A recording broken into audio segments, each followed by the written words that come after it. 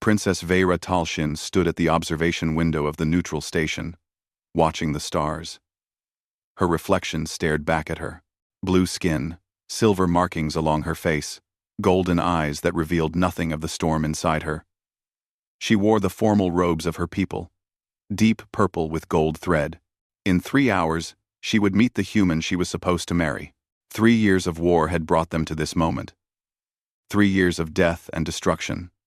The Caltherian Empire had lost millions. The humans had lost just as many. Every family had buried someone. Every world had burned in some way. And now, the diplomats said marriage would end it all. Vera pressed her hand against the cold glass. She had volunteered for this. Her father, the Emperor, had gathered his children and explained the situation. The humans wanted peace, but needed a guarantee. The Caltherians needed peace, but could not appear weak. A marriage between their peoples would seal the treaty. It was tradition, her father said. Ancient tradition. Her older sisters had remained silent. They had their own families, their own lives. Her younger brother was too young. That left Vera. She was third daughter, trained in diplomacy, educated in 7 languages. She was expendable in the line of succession but valuable enough to matter. "I will do it," she had said. Her father's relief had been visible. "You honor our house, daughter. Honor, duty, sacrifice." These were Caltherian values. She had been raised on them. But now, staring at the stars, she wondered if she was brave or simply resigned to her fate. The door behind her opened with a soft hiss. Commander Zin entered, her personal guard since childhood. He was tall even for a Caltherian, his skin darker blue than hers, his markings sharp and angular. "The human ship has docked," Zin said quietly. Vera nodded but did not turn. "What do you know of him?" "Captain Jake Morrison. 28 standard years old. Military officer. Combat pilot with many decorations. His service record is impressive." Zin paused. "For a human, you do not approve. I do not trust them. 3 years ago, they were enemies.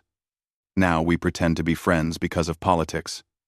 His voice carried the weight of someone who had fought in the war, who had lost friends. Vera finally turned to face him. "We are not pretending, Zin. We are trying." "Perhaps." He did not sound convinced. "Will you meet him now?" "In the formal chamber. Let us not keep Captain Morrison waiting." The walk through the station felt longer than it should. Neutral stations were strange places, designed to offend no one, and therefore satisfy no one. Gray walls, bland lighting, air that smelled of recyclers and nothing else. Diplomats from a dozen species walked these halls, all working to keep the galaxy from tearing itself apart. The formal chamber was slightly better. It had seating for both species, a table designed for negotiations, and actual decorations on the walls. Art from various worlds, meant to show unity. Vera found it hollow. Admiral Helen Carter was already there. The human admiral was older, perhaps 50 years. With gray hair cut short and sharp eyes that missed nothing, she wore her uniform with the ease of someone who had worn it for decades. 2 other human officers stood behind her. "Princess Vera," Admiral Carter said, inclining her head in a gesture of respect. "Admiral Carter, I am told Captain Morrison has arrived. He's preparing. He should be here shortly." The Admiral gestured to a chair. "Please, sit." Vera sat, keeping her back straight, her hands folded in her lap. Zin took his position behind her, a silent guardian. The minutes stretched. Vera studied the humans. They looked fragile compared to Caltherians, smaller, softer. It was hard to believe they had fought her people to a standstill. The door opened again. The man who entered was not what Vera expected. Captain Jake Morrison was tall for a human, but still shorter than her. He had dark hair, brown eyes, and a face that seemed kind.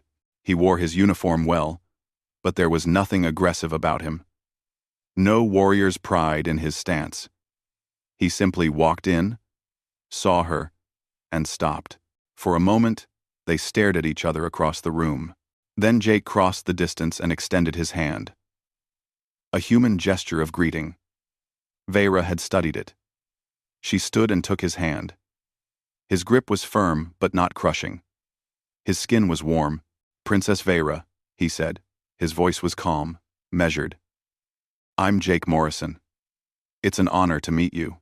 She searched his face for deception, for resentment, for anything that would tell her what he really thought. She found only a quiet tiredness and something that might have been resignation. He did not want this either. "Captain Morrison," she replied. "The honor is mine." They released hands and stood there, uncertain. Admiral Carter cleared her throat. "Perhaps we should sit and discuss the arrangements?" They sat. Vera on one side of the table, Jake on the other, with their respective delegations behind them. For the next hour, they discussed the wedding ceremony. It would blend both cultures. Caltherian vows of honor, human vows of partnership.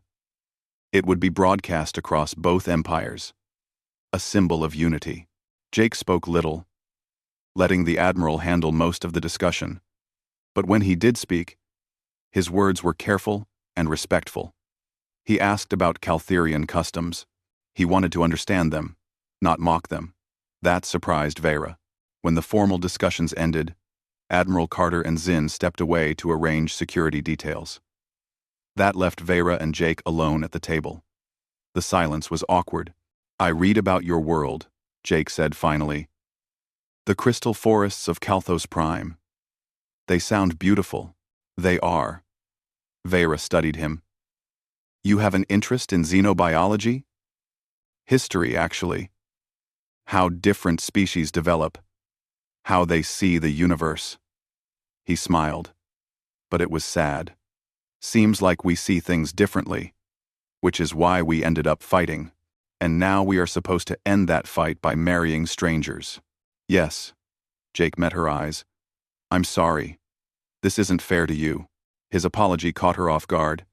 "It is not fair to either of us." "No. But it might save lives." He leaned back in his chair.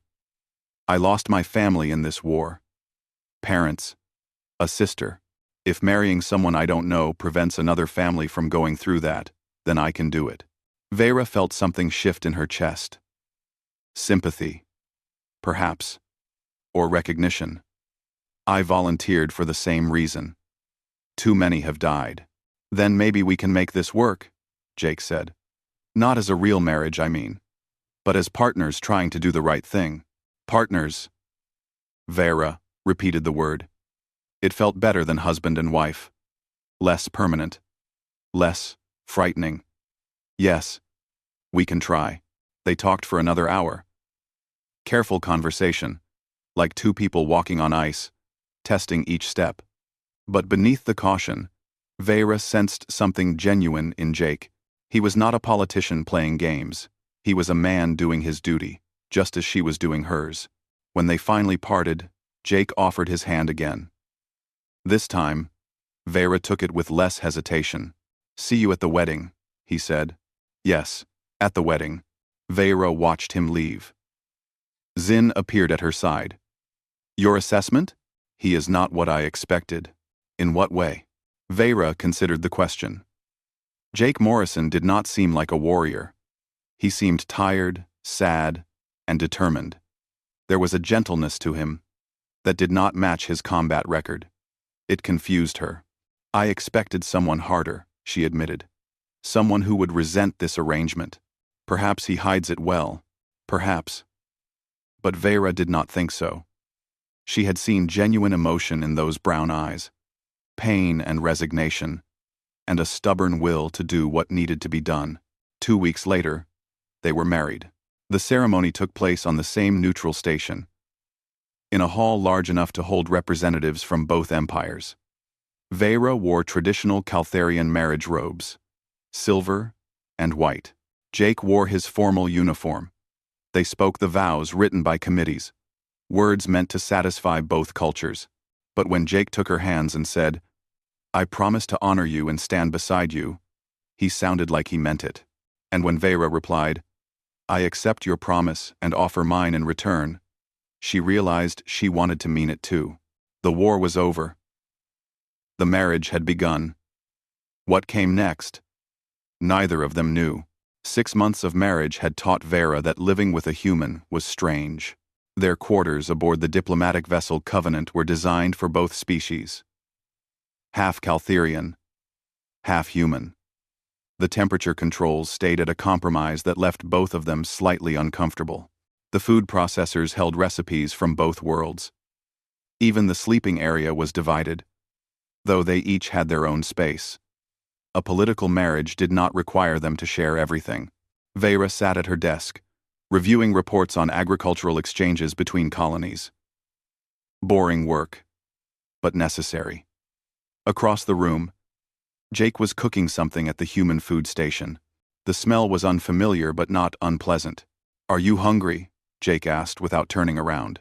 "I ate earlier. This is different. It's called pasta, comfort food from Earth." He glanced over his shoulder. "My mother used to make it." Vera saved her work and walked over. Jake was stirring something in a pot, steam rising. He had removed his uniform jacket and rolled up his sleeves. It was the most casual she had seen him. "Your mother," Vera said carefully. They did not often speak of his lost family. "Yeah, she was a teacher. Loved to cook." Jake's voice was steady, but Vera had learned to hear the pain underneath. "Anyway, there's plenty if you want to try." She did not refuse. They ate together at the small table between their two sides of the quarters. The pasta was soft and covered in a red sauce that tasted of vegetables and spices. It was very different from Caltherian food, which tended to be raw and mineral-rich. "Do you like it?" Jake asked. "It is warm," Vera said. "Caltherians do not usually cook our food." "I know. But sometimes, warm is good." They ate in companionable silence. This had become their pattern over 6 months. Small gestures of sharing. Learning each other's habits. Jake had started studying the Caltherian language seriously, practicing with her each evening. Vera had introduced him to her favorite literature, though the philosophical texts clearly confused him. "Can I ask you something?" Jake set down his fork. "Yes. Why did you really volunteer for this? I mean, I know you said it was duty, but there had to be more to it." Vera considered the question. They had been careful with each other, polite and distant. But lately, the distance had been shrinking. Perhaps it was time for honesty. "My older sisters both had arranged marriages," she said. "Traditional Caltherian matches, chosen by my father. They are not happy. I saw that growing up. When this opportunity came, I thought at least I would be choosing my duty. And perhaps marrying a human would be different." "Different how?" "Humans do not have the same expectations. You do not require your wives to be warriors or bear many children or fulfill 100 social obligations." She met his eyes. "I thought perhaps I could just be myself." Jake nodded slowly. "And, can you? Be yourself? I mean, I am trying to learn how." Vera paused. "What about you? You have excellent service records. You could have refused this assignment." "No, I couldn't." Jake's expression grew distant. "My last mission was a combat drop on Station Xeris. We were trying to evacuate civilians before your fleet arrived. I got most of them out, but not all. 140 people died because I wasn't fast enough. That was not your fault. War is... I know what war is." Jake's voice was quiet but firm. "I've been fighting since I was 20. 7 years of combat. I've killed people. I've watched friends die. And for what? Because our governments couldn't figure out how to talk to each other?" He looked at her directly. "When Admiral Carter asked me to volunteer for this, I saw a way out. A way to make my service actually mean something. If our marriage could help end the war, then maybe all those deaths would count for something."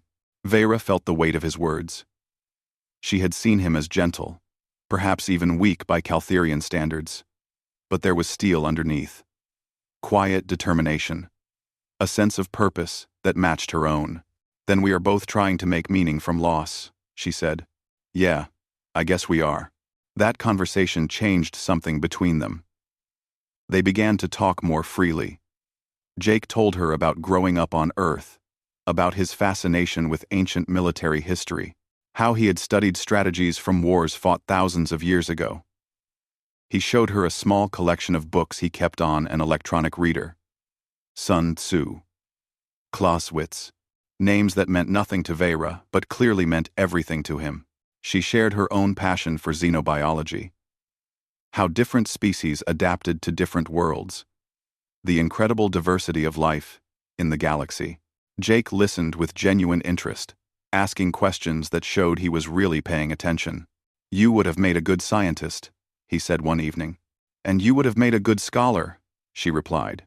Why did you become a soldier? Jake's smile faded. Family tradition, partly, but mostly because I wanted to protect people. The Federation was expanding into contested territory. Pirates, raiders, hostile species. Someone had to stand between them and the colonies. Noble. Not really. I'm good at violence. That's just the truth.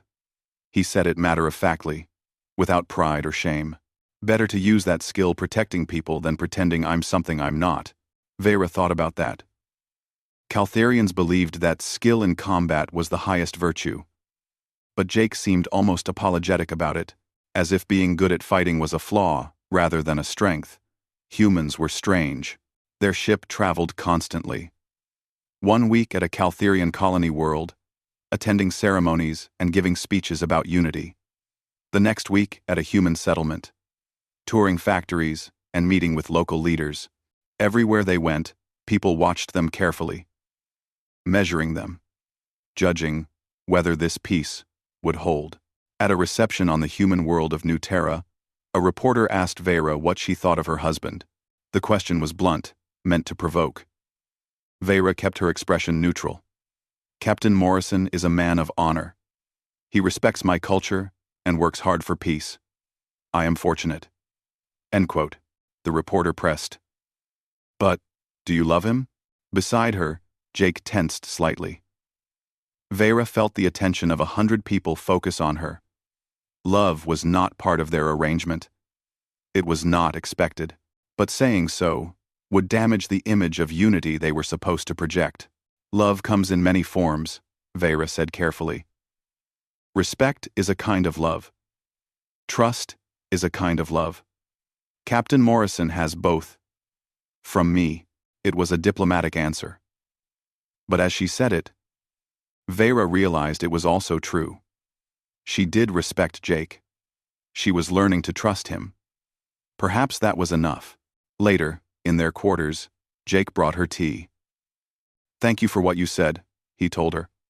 I know that question was unfair. It was calculated to create doubt about our marriage.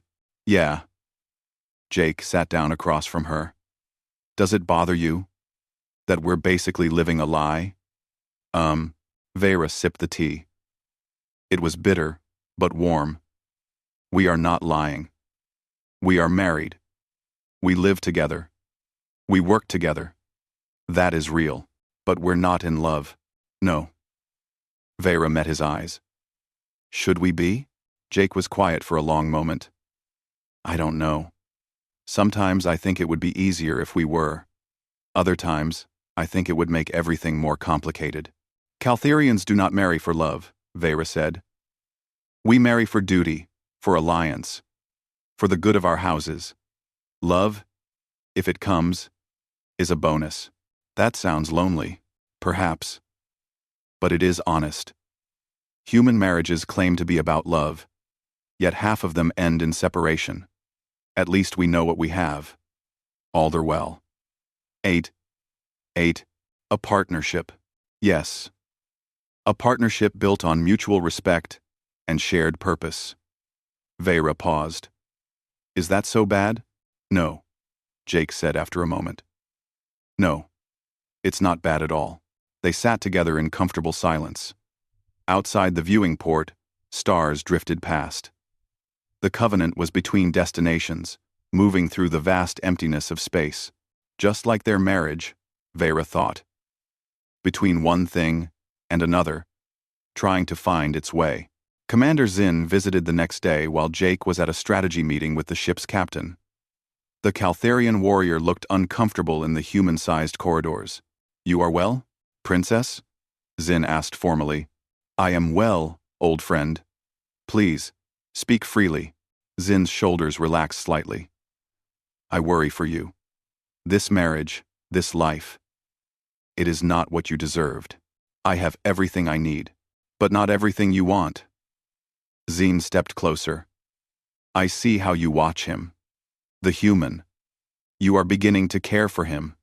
And," Vera did not deny it, "would that be so terrible? It would be dangerous.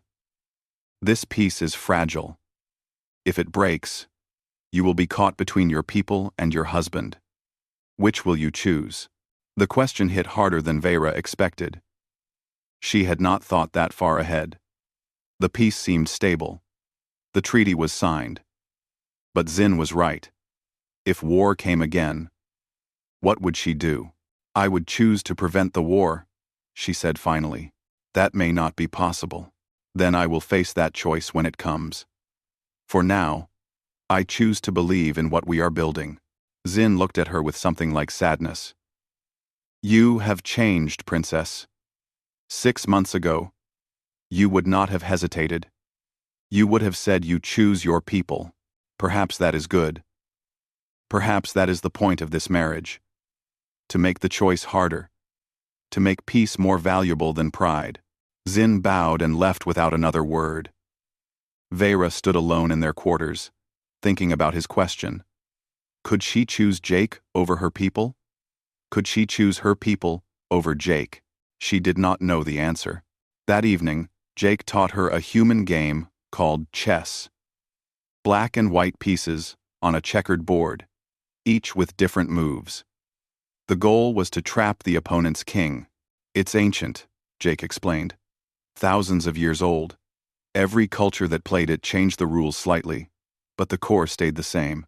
Vera was terrible at first. She kept losing her pieces in careless attacks. But Jake was patient, showing her strategies, teaching her to think several moves ahead. By their third game, she was starting to understand. "You're getting better," Jake said as she captured his knight. "This game requires thinking like the enemy." Exactly. The best generals always understood their opponents. They played into the late hours. And somewhere between one game and the next, Vera reached across the board and put her hand over Jake's. He looked up, surprised. "Thank you," she said simply. "For what?" "For being patient with me. For respecting my culture. For trying to make this work." Jake's expression softened. He turned his hand over and gently squeezed hers. "We're in this together. That's what partners do." Rubble. They stayed like that for a moment. Hands joined over a chessboard. The first real gesture of affection between them. It was small. It was careful. But it was real.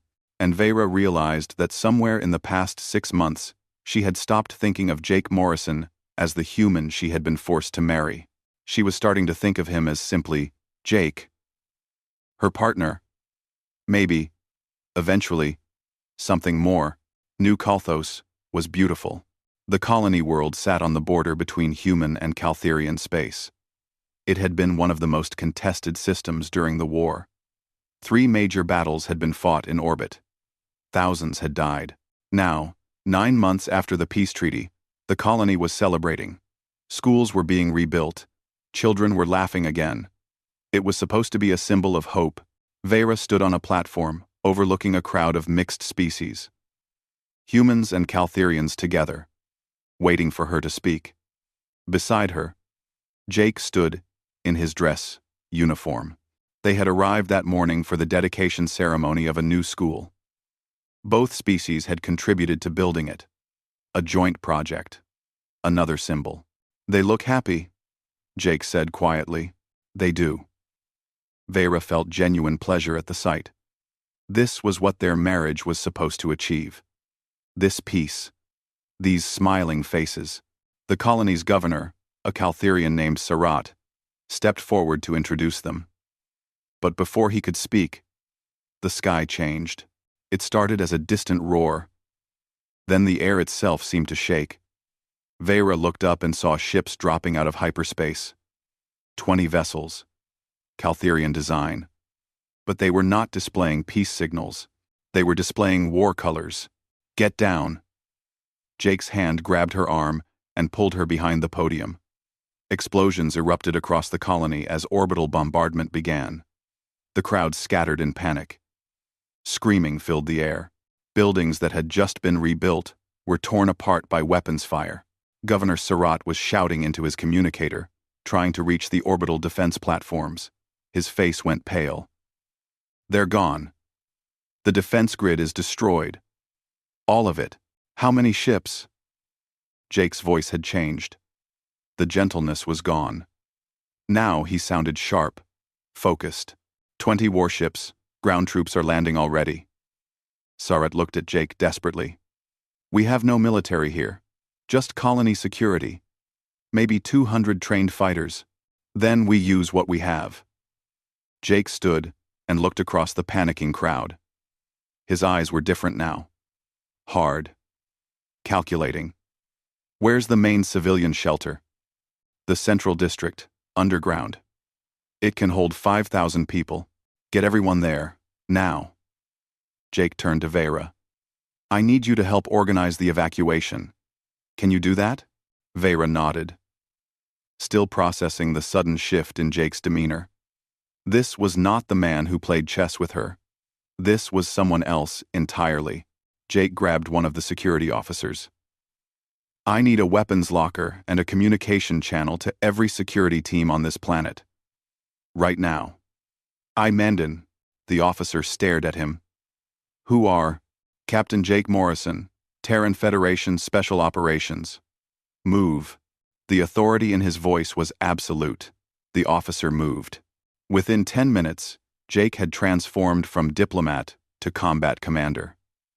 He stood in the colony's emergency command center, surrounded by displays showing the enemy landing zones.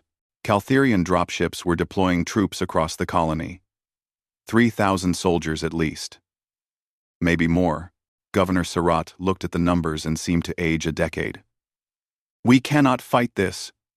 We should surrender. They're targeting civilian shelters, Jake said, pointing at the display. These aren't regular Caltherian military. Look at their markings. Vera leaned closer and felt ice in her stomach. Revanchists. The hardliners, who rejected the peace treaty, which means they're not here to occupy. They're here to kill. Jake's voice was flat, emotionless. Especially the humans living here. Jake's voice. Whether consider. Jake's voice skill. Jake's voice skill. Jake's force. Jake's voice skill. Then what do we do? Sarat asked. Jake studied the map for another moment. Then he started giving orders. Fast, precise, tactical. He divided the security forces into small mobile units. He identified choke points in the colony's layout. He designated supply caches and fallback positions. Within minutes, he had created a defensive plan from nothing. We can't win, one of the security officers said. It's 20-1 odds. We don't need to win, Jake replied. We need to survive for 48 hours. That's how long until the nearest human fleet can get here. I've already sent the distress signal. 48 hours against 3,000? Yes. Jake looked at the man. You have a problem with that? The officer swallowed and shook his head. Vera watched all of this in something close to shock. Where was the gentle man who taught her chess? The one who cooked pasta and talked about history? This Jake Morrison was a stranger. Cold, efficient, and utterly confident. Vera. Jake turned to her. I need you to lead one of the evacuation teams. Get the civilians from the outer districts to the central shelter. Can you do that? Yes, but... Good. Take Zin and 20 fighters. Move fast. The enemy will reach the outer districts in less than an hour. Jake. Wait. Vera grabbed his arm. Who are you? He looked at her, and for just a moment, she saw something familiar in his eyes. Regret. Maybe. Or apology. I'm the person I didn't want you to see. But right now, I'm the person these people need. We'll talk later. If there is a later. Then he was moving again, issuing more orders, coordinating defenses. Vera stood frozen for a heartbeat before Zin appeared at her side. Princess, we must go. Did you know? I read his service record. Captain Morrison was not just a pilot. He was Special Forces. Black Operations. They called him something during the war. Zin's expression was grim. The quiet death. The name sent a chill through Vera. Smiling over chess games, looking sad when he talked about his family. How could that person be connected to a name like that? Come, Princess. He is right. We must evacuate the civilians. Vera forced herself to move. She gathered her team and headed into the chaos of the colony. Explosions still rocked the sky. Buildings burned, but wherever she went, she found Jake's orders had preceded her. Security teams were moving civilians in organized groups. Supply points had been established. What should have been panic was becoming controlled evacuation. Her team reached the outer district and found 300 people hiding in their homes. Vera spoke to them in Caltherian, her voice calm and authoritative. Follow us. We will get you to safety. They moved through the streets, staying to covered routes. Twice they heard enemy dropships overhead. Once they saw revanchist soldiers in the distance. But they reached the central shelter without contact. As they entered the underground facility, an explosion rocked the entrance they had just passed through. Enemy fire. They had been seen. Revanchist troops were right behind them. Seal the doors, Zin shouted. But before they could, Jake appeared from nowhere with 5 fighters. He was carrying a rifle now, moving with fluid precision. Get them inside. I'll hold here. That is suicide, Zin said. That's an order. Jake's voice allowed no argument. He took a position at the entrance. His rifle aimed at the approaching enemy. Go. Go. Go. Vera wanted to argue, to pull him back, but the civilians needed protection. She helped them through the doors while Jake and his small team opened fire on the advancing revanchists. The sound of gunfire echoed through the entrance. Vera caught glimpses of Jake through the chaos. He was not firing wildly. Each shot was controlled, aimed, lethal. Enemies fell with mechanical precision. He moved between cover points like water, never staying still, always firing. In less than 2 minutes, he and his 5 fighters had stopped an advance of 50 enemy soldiers. Fall back, Jake ordered. His team retreated into the shelter, and the massive doors sealed shut. Jake stood there, breathing hard, blood on his uniform. Not his own. He checked his rifle with practiced ease, then looked at Vera. Are you hurt? No. But you. I'm fine. 300. Maybe more. Good. He nodded, and then moved deeper into the shelter, already thinking about the next step. Vera followed him to the command post they had set up. The next hours were chaos. Reports came in from across the colony. Jake's mobile teams were hitting enemy positions and then disappearing. Supply depots were being destroyed. Enemy communications were being disrupted.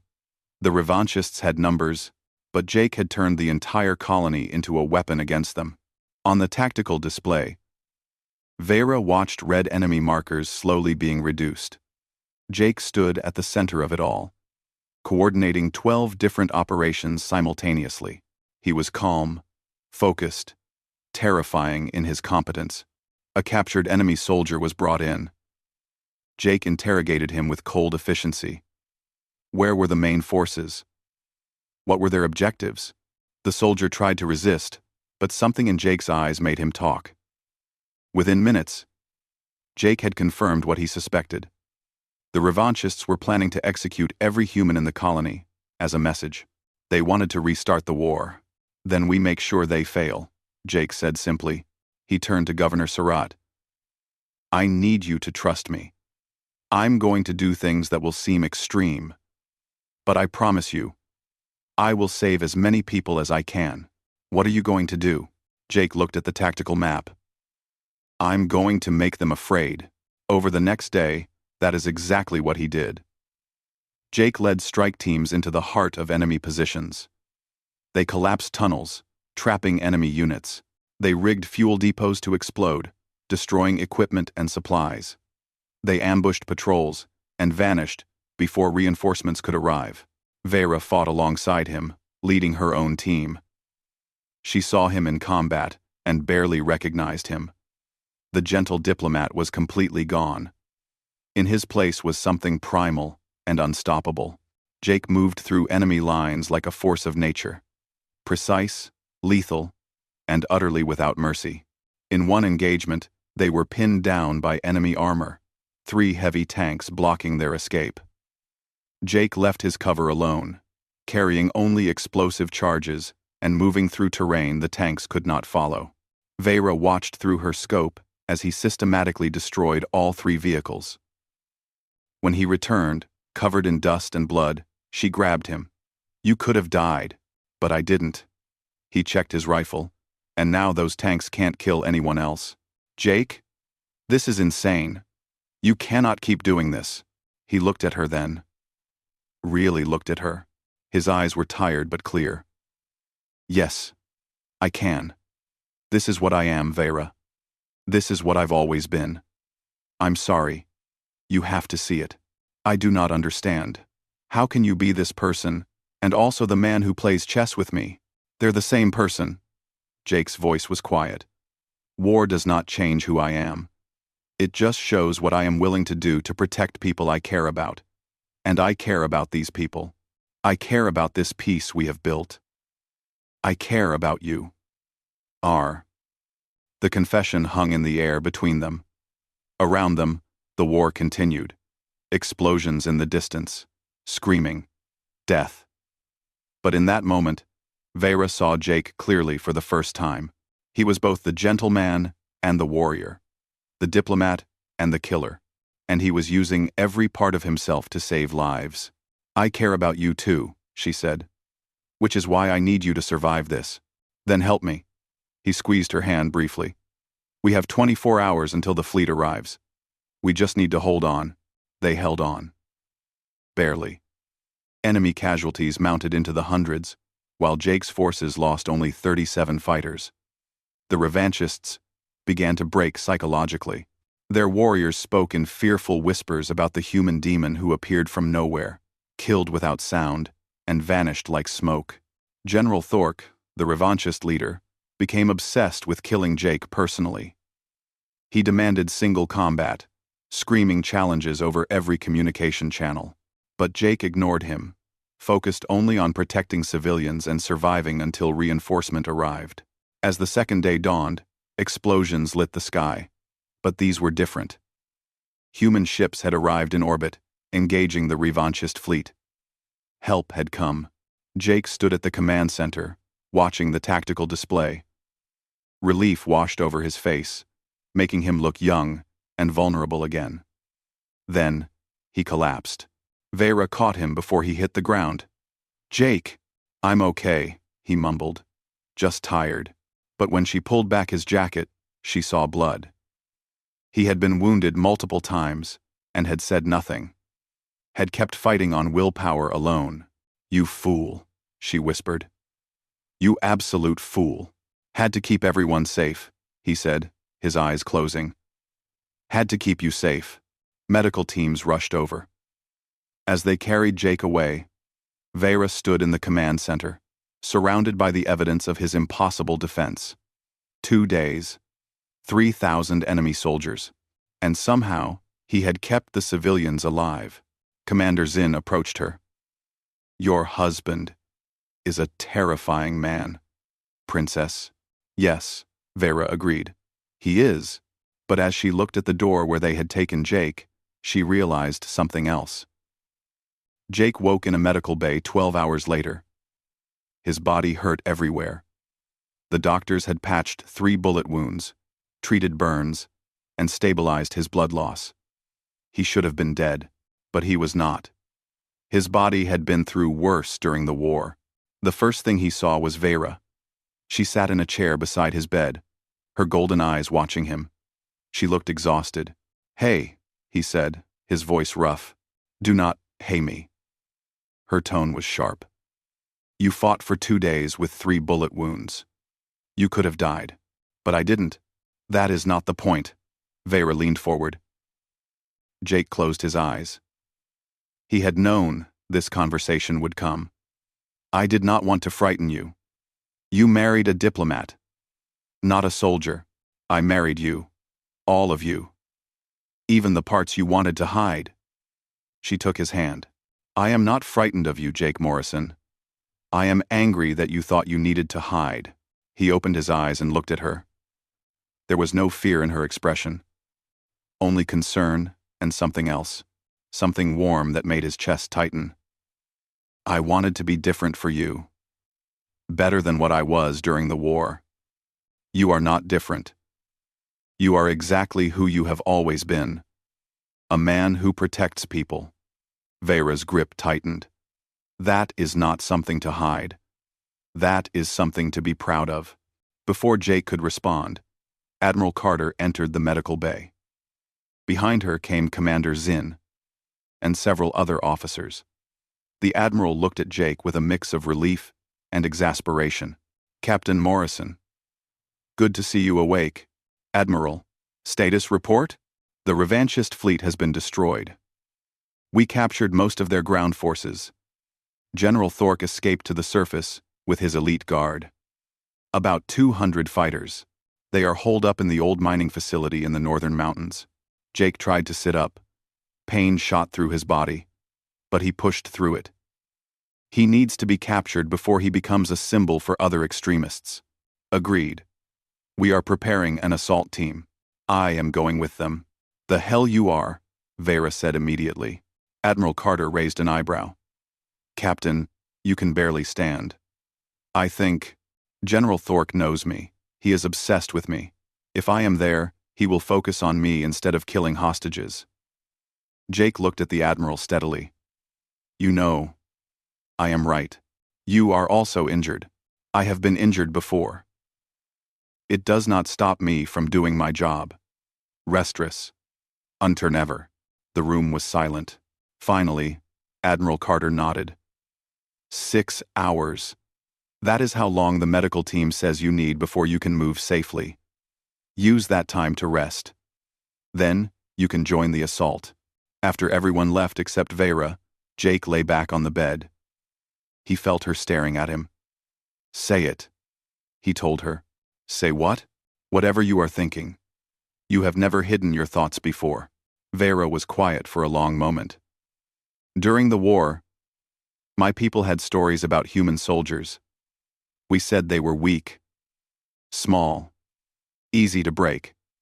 But then we fought you, and learned we were wrong. Humans were terrifying because you never stopped. You lost battles and kept fighting. You lost soldiers and kept advancing. You should have surrendered many times, but you never did. Stubbornness is a human trait. It is more than that. It is will. Pure, absolute will." She looked at him directly. "I saw that will in you these past 2 days. You should have fallen a dozen times. But you kept moving, kept fighting. The revanchists started calling you something. Did you know? No. The god of war. They said you fought like one of our ancient battle deities given flesh." Vera's voice was soft. "And watching you, I believed them." Jake did not know what to say to that. He had never thought of himself as anything special. Just a soldier doing his job. "I am not a god. I am just a man who is very good at violence." "No, you are a man who is very good at protecting people. There is a difference." 6 hours later, Jake stood with the assault team in a transport heading toward the northern mountains. His body still ached, but the medical team had given him drugs that dulled the pain. Beside him, Vera wore combat armor. He had tried to convince her to stay behind. She had refused. "Where you go, I go," she had said. "We are partners." Now they flew over the ruined colony toward the mining facility. Intelligence showed that General Thork had fortified his position. 200 elite revanchist warriors, heavily armed, in a defensible location. The assault team numbered 50. Not good odds. Jake studied the tactical displays. The mining facility was built into the side of a mountain, with multiple levels and dozens of tunnels. Perfect for defenders. Terrible for attackers. He needed an advantage. "There," he said, pointing at a map. "The old ventilation system. It is supposed to be sealed, but these structures always have weak points. If we can breach it, we can come up inside their perimeter." The team leader, a human major named Cole, frowned. "That is a tight space. We would be vulnerable if they discovered us. Then we make sure they are looking somewhere else." Jake pulled up another section of the map. "We send a small force to attack the main entrance. Draw their attention. While they are focused there, the real assault team comes through the ventilation system." "Who leads the distraction?" Jake met his eyes. "I do. Absolutely not," Vera said, immediately. "It has to be me. Thork wants me. If he knows I am at the main entrance, he will commit all his forces there. It is the only way this works." Major Cole considered it. "He is right. But Captain Morrison, you understand you will be pinned down with minimal support? The distraction team will be 5 people at most." "I understand. Then I am one of the 5, Vera said. "Vera, do not argue. I am a warrior of the Caltherian Empire. I fight." Her tone allowed no disagreement. Zin stepped forward. "I will join as well. The princess does not go into danger without me." 2 more soldiers volunteered. 5 total for the distraction. 45 for the actual assault. Jake confirmed the plan with Major Cole, then checked his weapons. 2 rifles, a sidearm, and a combat knife. Not much for facing 200 enemies, but it would have to do. They landed a kilometer from the facility and split up. Jake's small team approached from the front, while the main force circled toward the ventilation access. The mining facility loomed ahead, built into gray stone, with weapon emplacements visible on the walls. "They have seen us," Zin reported, watching his scanner. "Good." Jake raised his rifle and fired a single shot at the main gate. It rang out like a bell in the mountain air.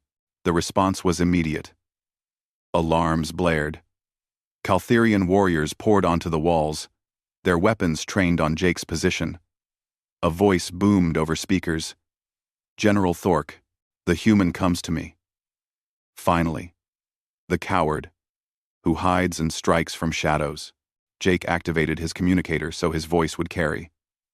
"I am here, General. You wanted single combat? I am offering it." Thork's laugh was harsh. "You think I am a fool? You are wounded. Tired. You come here because you are desperate. You are desperate. I come here because your war is over. Surrender, and your warriors will be treated with honor." "Honor? You speak to me of honor?" Thork appeared on the wall, a massive Caltherian in battle armor. Even from a distance, Jake could see his fury. "You have killed hundreds of my soldiers. You turned our own tactics against us. You made warriors fear shadows. There is no honor in that. There is survival. There is protecting innocence. That is all the honor I need. Then come, human. Show me this honor up close." Jake signaled his team to take cover. Then he stepped into the open, walking toward the facility. Weapons tracked him from every wall. One command from Thork, and he would be dead in seconds. But Thork did not give that command. He wanted this.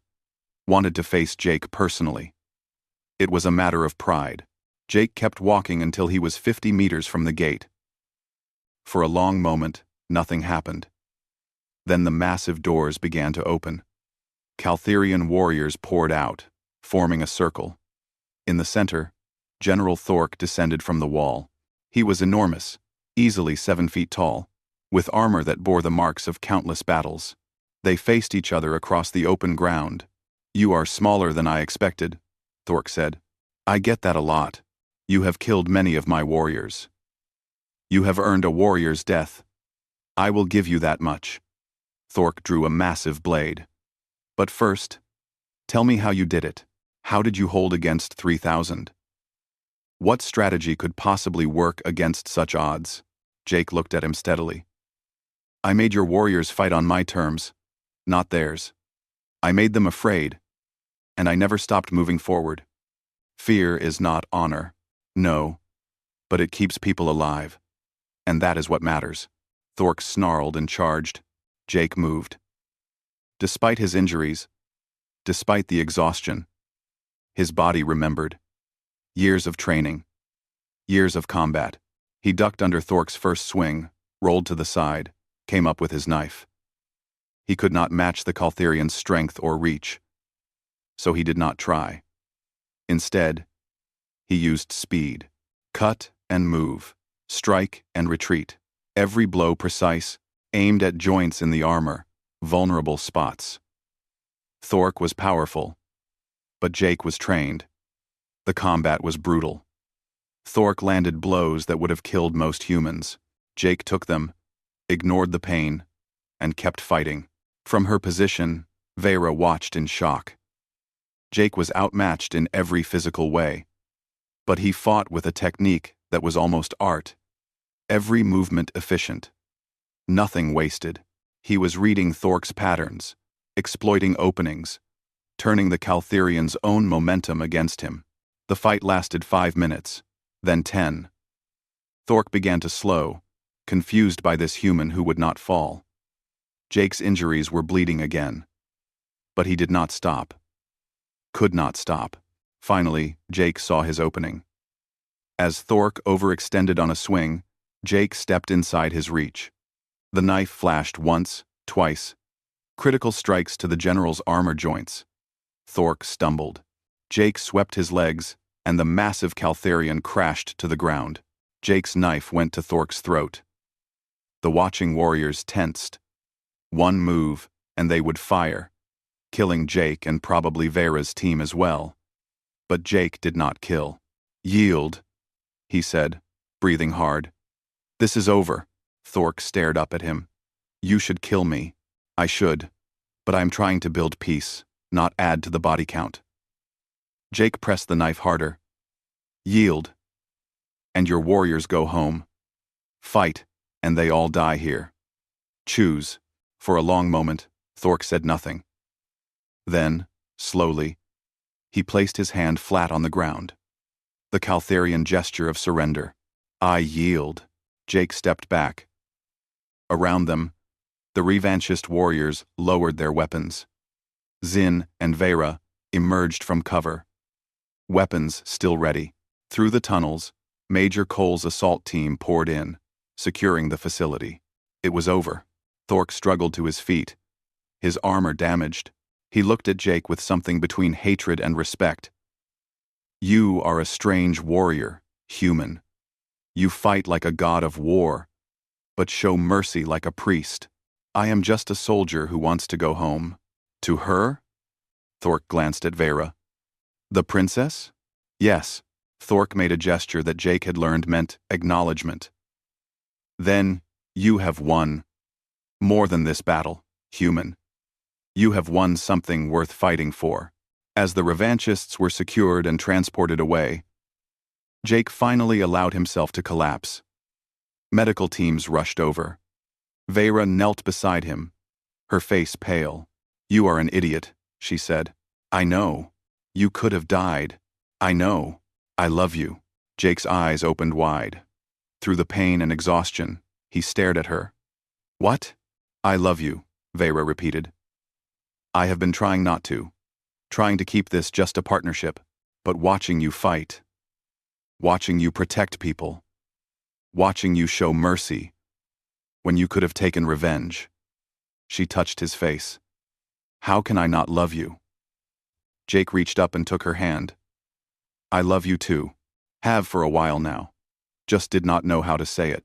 You just fought 200 warriors for me. I think that said enough. One. They smiled at each other, bloody and exhausted, surrounded by the aftermath of battle. It was not romantic. It was not perfect. But it was real. And for Jake Morrison and Vera Talshin, that was more than enough. 2 weeks after the Battle of New Kalthos, Jake lay in a hospital bed on a Federation medical station. His wounds were healing well. According to the doctors, 3 weeks of recovery, they said, before he could return to duty. He was terrible at resting. Vera had not left his side except when forced to attend diplomatic meetings. She sat in a chair reading reports on her data pad, occasionally glancing over to make sure he had not tried to escape again. He had attempted it twice already. I can feel you staring, Vera said, without looking up. I am not staring. I am appreciating. You are restless, the doctors said. Rest. I have been resting for 2 weeks. I am going to go insane. Jake tried sitting up and immediately regretted it. His ribs protested sharply. Vera set down her pad and came to his bedside. She gently pushed him back down. You fought for 2 days straight, then dueled a Kaltherian general. While wounded. Your body needs time. My body is fine. Your body has 17 stitches, 2 cracked ribs, and severe muscle trauma. She raised an eyebrow. Would you like me to continue? Jake sighed. No. Good. She sat on the edge of his bed, her expression softening. I know you are restless, but you have done enough, Jake. Let others handle things for a while. Are they handling things well? See for yourself. Vera activated a holographic display. News feeds appeared, showing footage from across both empires. The headlines were all about New Kalthos, about the defense against impossible odds, about a human captain who had saved thousands of lives. More importantly, they showed the reaction. Kaltherian citizens were speaking out in support of the peace. They had seen a human fight with honor, had seen him show mercy to defeated enemies. The narrative was changing. Humans were no longer just the enemy. They were potential allies. Your father sent a message, Jake said. I saw it yesterday. I know. He wants to give you the Star of Kalthos. Vera smiled slightly. You will be the first human to receive it. I do not want medals. I know. But you are getting one anyway. My father was very impressed. He said you fought like one of our ancient warriors. High praise from him. Jake was quiet for a moment. How do you feel about all this? Your people praising a human who killed hundreds of Kaltherians? They were revanchists. Extremists who tried to murder civilians. You stopped them. Vera took his hand. I am proud of you. My people are learning to be proud of you too. That is what we wanted. Is it not? For our peoples, to see past their hatred? Yes. But I did not expect it to happen because I became good at killing. You became good at protecting. There is a difference. She squeezed his hand. Though I admit, watching you fight was terrifying. I had nightmares about it. I am sorry. Do not be. I needed to see all of you. The gentleman and the warrior. Both are you. Both are who I love. Those words still made Jake's chest feel warm. Love. They had said it in the heat of battle, but it had not faded in the days since. If anything, it had grown stronger. He pulled her closer and kissed her. She responded, careful not to hurt his injuries, but there was real passion there now. No more holding back. No more pretending this was just a political arrangement. When they pulled apart, Vera rested her forehead against his, a Kaltherian gesture of intimacy. When you are healed, we need to talk about our future. What about it? This was supposed to be a temporary marriage. For politics. But I do not want it to be temporary anymore. Neither do I, Jake said immediately. I want this to be real. All of it. Then we tell our governments. We make them understand this is not just for show. Vera pulled back to look at him. Are you ready for that? My people will have expectations. They will want children to secure the alliance. I want children. With you. When we are ready. Her smile was radiant. Good. Because I want that too. A knock on the door interrupted them. Admiral Carter entered, followed by Commander Zinn and several other officers from both species. The Admiral looked at Jake with her usual no-nonsense expression. Captain Morrison, I have news. Good or bad. Both. Good news. The revanchists have been fully disbanded. General Thork is cooperating with interrogations. We have identified and arrested most of the leadership. The threat is over. And the bad news? You are being recalled to Earth for a formal ceremony and debriefing. Emperor Tal Shin is coming as well. Both governments want to turn this into a major diplomatic event. Carter's expression suggested what she thought of diplomatic events. 3 weeks of ceremonies, speeches, and meetings. Jake groaned. I hate ceremonies. Too bad. You are a hero now. Both empires want to parade you around. Carter allowed herself a small smile. Could be worse. You could be back in combat. At least in combat. I know what I am doing. Vera laughed. You will be fine. I will be there. With you. That is the only reason I am agreeing to this. 3 weeks later, Jake stood in formal dress uniform on Earth, in the Great Hall of the Federation Council. Vera stood beside him, in traditional Caltherian formal robes. Thousands of people filled the hall, and billions more watched across both empires via broadcast. Emperor Tal Shin himself had come to present the Star of Kalthos. The massive Caltherian ruler approached Jake with the medal. A crystal star that glowed with inner light. In Caltherian culture, it was the highest military honor, given to warriors who showed exceptional courage, skill, and honor in battle. Captain Jake Morrison, the Emperor said in his deep voice, speaking in standard so all could understand. You have shown valor beyond measure. You protected my people when you could have chosen revenge. You showed mercy to defeated enemies when you could have shown cruelty. You honor both our peoples with your actions. He placed the medal on Jake's chest. The crowd erupted in applause. Jake stood at attention, trying not to look as uncomfortable as he felt. He was a soldier, not a politician. This was Vera's world, not his. But when he glanced at her, she was smiling at him with such pride that he managed to smile back. The ceremony continued with speeches from various officials. They talked about peace, unity, and the future. Jake mostly tuned it out, until Admiral Carter stepped forward to speak. Captain Morrison served under my command for 7 years, she said. He was one of the finest officers I have ever known.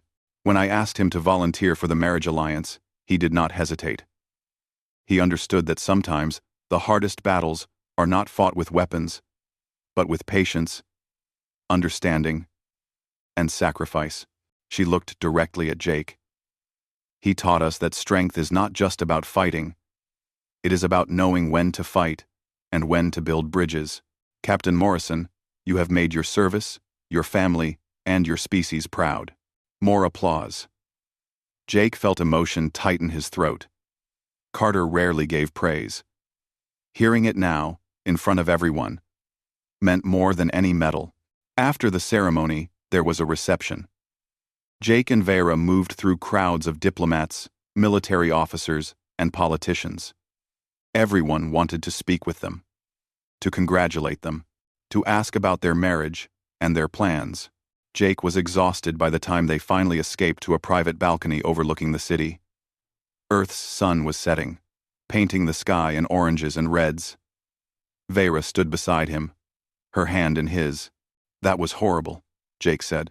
It was necessary. I know. Does not make it less horrible. Vera laughed. You fought a general in single combat but are defeated by a reception? Fighting, I understand. Small talk with politicians, I do not. They stood in comfortable silence, watching the sunset. Finally, Vera spoke. What do you want, Jake? After all this? When the ceremonies are over and things return to normal? Jake thought about it. 6 months ago, he would have said he wanted to go back to military service. To fight. But that was before Vera. Before New Kalthos. Before he realized there was more to life than combat. I want to continue the diplomatic work, he said, traveling between worlds, building connections. But I want to do it with you, as a real partnership, as husband and wife. Not just for politics? Not just for politics. He turned to face her fully. I want a life with you, Vera. A real life. I want to wake up next to you. I want to argue about whose turn it is to cook. I want to teach our children about both our cultures. I want all of it. Vera's eyes shone with unshed tears. That is what I want too. A real marriage. A real family. Not for our governments. For us. Then let us make it happen. She kissed him then, deep and passionate, the setting sun painting them both in gold. When they pulled apart, she rested her head on his shoulder.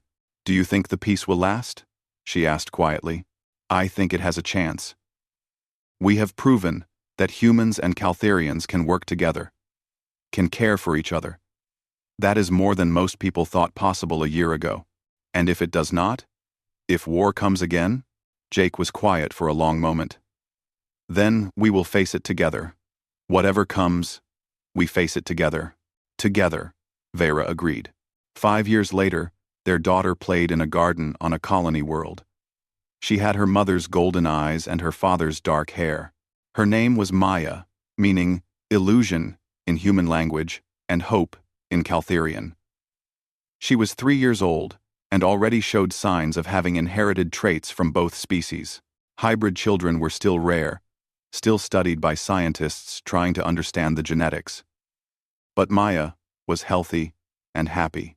Jake watched her chase butterflies through the flowers. Vera sat beside him on a bench, her hand resting on his knee.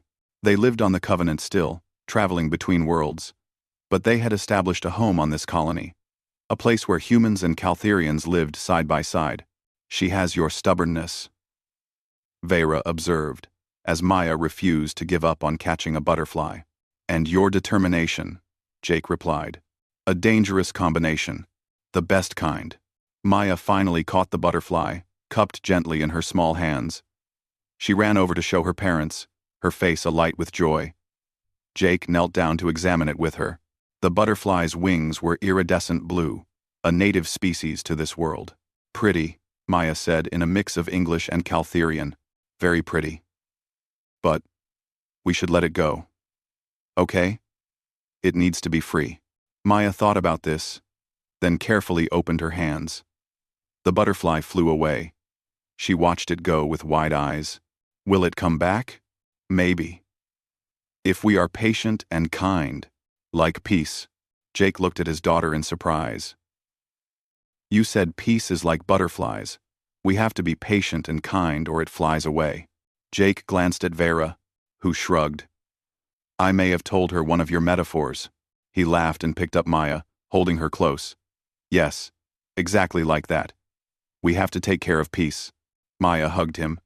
I will help take care of it, Papa. I know you will, sweetheart.